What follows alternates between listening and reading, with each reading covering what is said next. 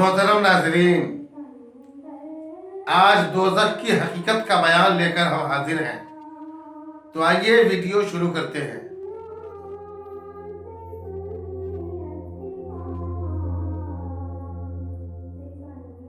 دوزخ ایک ایسا مکان ہے جو خدائے قہار و جبار کے قہر و جلال کا مظہر ہے۔ اسے اللہ تبارک و تعالی نے کفار اور نافرمان بندوں کے لیے بنایا ہے۔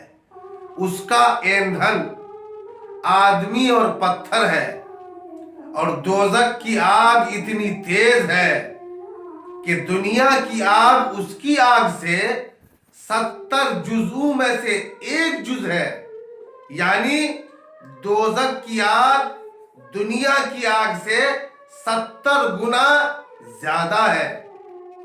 اور اس کی گہرائی کا عالم یہ ہے دوستو کہ اگر پتھر کی ایک چٹان جہنم کے کنارے سے اس میں پھینکی جائے تو 70 برس میں بھی اس کی تہ تک نہ پہنچ سکے۔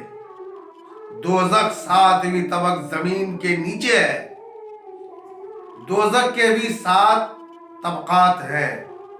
دوزخ کی آگ کے بارے میں حدیث شریف میں ہے کہ 1000 سال تک وہ آگ دہکائی گئی تو بالکل سرخ ہو گئی، پھر 1000 سال تک دہکائی گئی تو سفید ہو گئی، پھر 1000 سال تک دہکائی گئی تو وہ سیاہ ہو گئی، یعنی بالکل کالی ہی کالی ہو گئی۔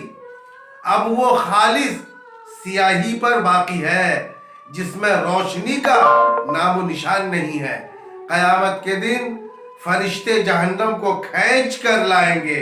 حدیث شریف میں ہے کہ جہنم کی 70,000 باگیں ہوں گی، جس کو آپ آسانی کے لیے یوں سمجھیے کہ لگام، 70,000 لگام لگی ہوں گی، اور ہر لگام پر، ہر باغ پر 70,000 فرشتے جمع ہو کر کھینچیں گے۔ دوزخ جوش غضب میں ہوگا، یہاں تک کہ فرشتے اس کو عرش کی بائیں جانب کھینچ کر لا کے رکھ دیں گے۔